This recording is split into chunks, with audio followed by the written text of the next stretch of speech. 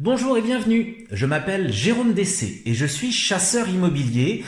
J'exerce ce métier depuis 2003. Je suis passionné par l'immobilier. Aujourd'hui, je voudrais vous parler des surfaces.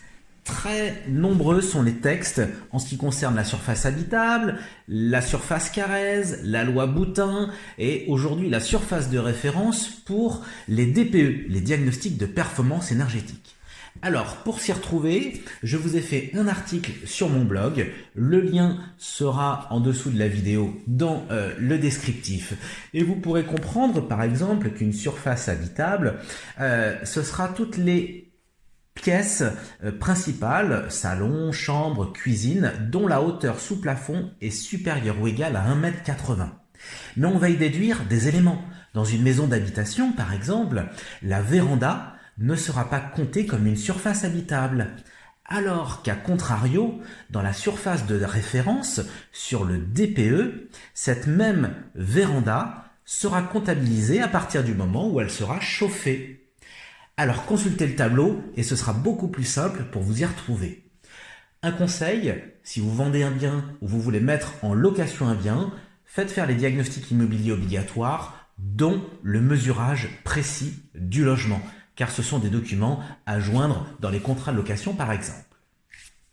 En ce qui concerne les chambres, très souvent les clients me disent « Mais tiens Jérôme, cette chambre, c'est pas une chambre parce qu'elle fait pas 9 mètres carrés. » Alors, est-ce qu'il y a véritablement une surface de 9 mètres carrés minimum pour une chambre? Eh bien non, c'est une idée reçue.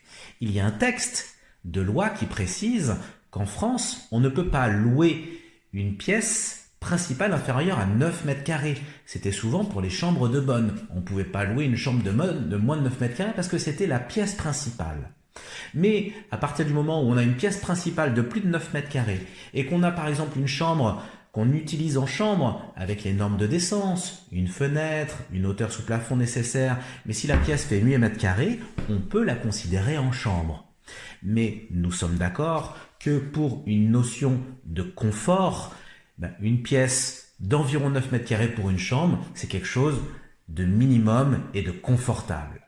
Alors si vous avez aimé cette vidéo, laissez-moi un commentaire et si vous voulez suivre notre actualité, je vous invite à consulter mon site internet www.adc.imo dans la rubrique blog. Je vous remercie et je vous dis à très bientôt.